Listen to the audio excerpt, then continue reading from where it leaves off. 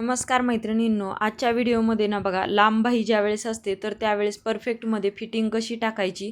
बाहीला जो आहे दंडघेराच्या वरच्या साईडला थोडंसं तिथे कधी कधी बघा घोळ येत असतो, तर त्यावेळेस फिटिंगमध्ये काय चेंजेस करायचे तर तेच आजच्या व्हिडिओमध्ये तुम्हाला दाखवते. बघा, व्हिडिओ लास्टपर्यंत नक्की बघा. तर बघा, त्यासाठी पूर्ण ब्लाऊज शिवून झाल्याच्या नंतर ना अशा पद्धतीने बाही जोडण्याच्या आधी मी याच्या आधीच्या व्हिडिओजमध्ये सुद्धा भरपूर वेळेस सांगितलेलं आहे की बाही जोडण्याच्या आधी ना अशा पद्धतीने ठेवून घ्यायचं आणि कमी जास्त कुठे असेल तर त्या साईडने व्यवस्थित चेक करून ना कटिंग करून घ्यायची. वरची मोंड्याच्या साईडला जरी हा भाग जास्तीचा असला तरी तो भाग कट करून टाकायचा बाही जोडण्याच्या आधीच, कारण नंतर जोडली तरी पण बाहीला म्हणजे मोंड्यामध्ये वगैरे जास्त घोळ येण्याची शक्यता असते. त्यामुळे ही कटिंग कधीच विसरायची नाही. तर हे ना कधीही बाही जोडण्याच्या आधी अशा पद्धतीने कटिंग करून घ्यायचं. तर तेच मी बघा आधी करत आहे. आधी कटिंग करून घेतली व्यवस्थित अशी, मागचा पुढचा पार्ट एक लेवलमध्ये ठेवून व्यवस्थित कटिंग झाली. यानंतर जेवढी शोल्डर पट्टी आहे तर तेवढं मी मार्क करून घेतलं. 2.25 इंचाची शोल्डर पट्टी होती, तेवढी मार्किंग करून घेतली. आणि बघा, अशा पद्धतीने ही बाहीची जी आहे पुढची बाजू कुठल्या साईडची कोणती बाही आहे हे समजून घ्यायचं व्यवस्थित.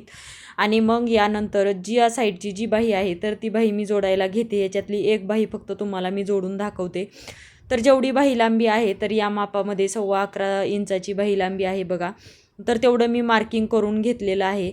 तर तेवढं मार्किंग करून घेतल्याच्या नंतर आणि शोल्डरचं मार्किंग करून घेतलं. हे दोन्ही मार्किंग एकावरती एक ठेवायचे आणि बाही जी आहे तर ती सेंटरमधनं जोडायला घ्यायची. आणि अशाच पद्धतीने दोन्ही साईडने ना बाही जोडून घ्यायची. बघा, व्यवस्थित अशी बाही जोडून घ्यायची आणि दोन्हीही बाही अशाच जोडायच्या. आणि एकदा बाही जोडून झाली की परत तुम्ही एकदा बाहीची लांबी आहे ती बरोबर बाजूने चेक करून घ्यायची आणि मग परत बाहीला डबल अजून एक टीप टाकून घ्यायची.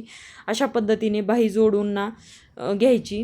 तर बघा, बाही जोडल्याच्या नंतर ना मी बरोबर साईडने हे सर्व पार्ट जोडून ना एक टीप टाकून घेतलेली आहे. आणि यानंतर फिटिंग टाकण्यासाठी आतल्या साईडला फोल्ड करून एकदा टीप टाकून घ्यायची. बघा, मी जशी टीप टाकून घेत आहे आतल्या साईडला फोल्ड करून टीप टाकून घेते. मी याआधीसुद्धा इनविजिबलमध्ये आतल्या साईडला ना ओव्हरलॉक करण्याची गरज नाही. अशा पद्धतीने बरोबर साईडने सर्व पार्ट ठेवायचे आणि आतल्या साईडला फोल्ड करून घ्यायचे. त्यामुळे काय होतं, आपल्याला आतूनसुद्धा फिनिशिंग छान राहते ब्लाऊजला.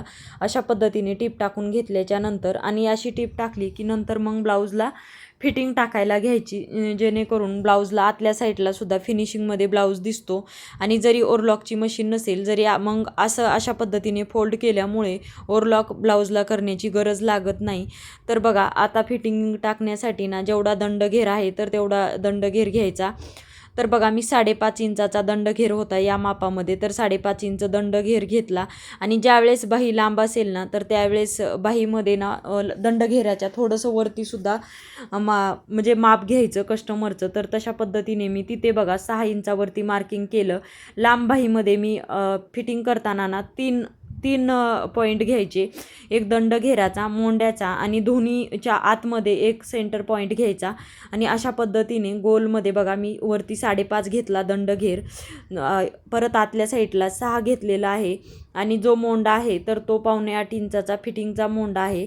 जेणेकरून बघा, इथे मी जिथे दाखवत आहे तर तिथे घोळ येतो कधी कधी. तिथे आपला पुढे ब्लाऊज फिटिंगला बसतो, पाठीमागे बसतो, परंतु तिथे कधी कधी असा घोळ दिसतो किंवा तिथे चुन्या दिसतात, जास्त व्यवस्थित दिसत नाही लांब बाही असल्यावर ना. मग अशा पद्धतीने इथे थोडीशी काय करायचं, गोल आकारामध्ये टीप टाकून घ्यायची, जेणेकरून काय होतं, जास्त घोळ पण दिसणार नाही आणि ब्लाऊज हा फिनिशिंगमध्ये व्यवस्थित फिटिंगमध्ये बसला जाईल. आता जरी गोलमध्ये टीप दिसत असली ना तरी अशा पद्धतीने लांब बाहीला जर फिटिंगमध्ये टीप टाकली ना तर त्यावेळेस काय होतं, घातल्याच्या नंतर इथे जास्त घोळ दिसत नाही लांब बाहीमध्ये.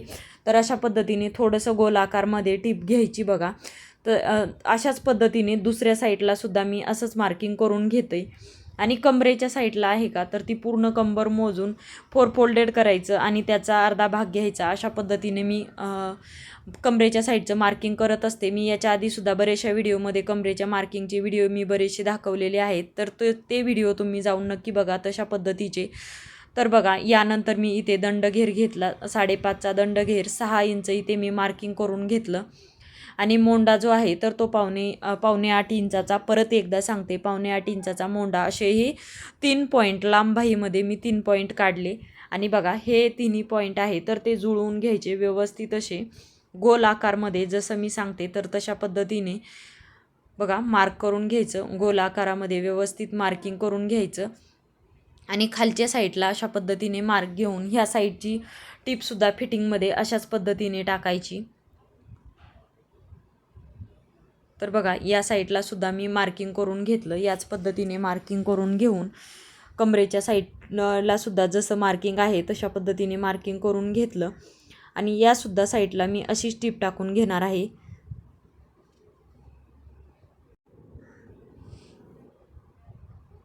तर बघा अशी मी टिप टाकून घेते.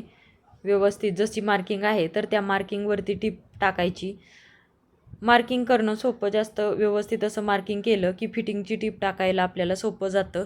जेणेकरून आपण जी चॉकने रेष ओढतो त्या रेषेवरती बरोबर टिप घ्यायची आणि मग व्यवस्थित अशी फिटिंग होऊन जाते ब्लाऊजला.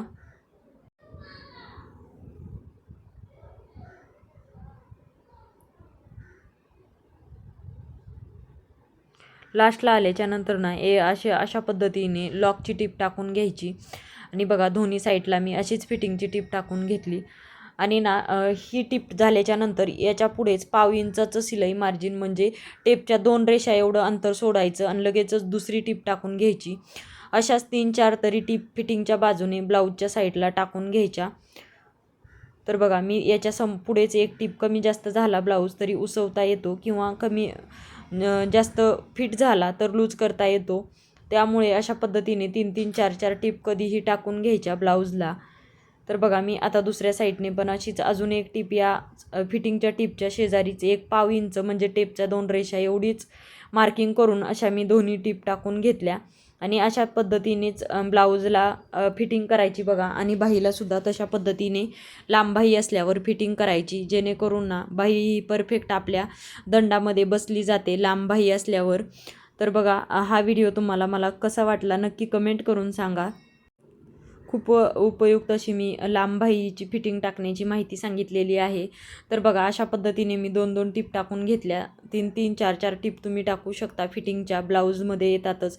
आणि यानंतर ना बघा बाही चेक करण्यासाठी काय करायचं, जर बाही कमी जास्त वाटली, दोन्ही बाहीमध्ये पण कधी आपल्याला जर कमी जास्त वाटत असेल तर बघा चेक करण्याची बाही अशा पद्धतीने ठेवून घ्यायचं व्यवस्थित. बघा फिटिंगमध्ये असा ब्लाऊज आपला व्यवस्थित दिसला पाहिजे अशा पद्धतीने ठेवून व्यवस्थित याला चेक करायचं व्यवस्थित आलेलं आहे का. आणि यानंतर बघू शकता तुम्ही अशा पद्धतीची बाही आपली तयार झालेली आहे परफेक्टमध्ये. आणि काय करायचं, शोल्डरला शोल्डर अशा पद्धतीने ठेवून पाहायचे आणि बघा बाही कमी जास्त झालेली आहे का ही अशा पद्धतीने सुद्धा चेक करू शकता. तर दोन्ही बाही आपल्या परफेक्टमध्ये एक लेवलमध्ये तयार झालेले आहेत.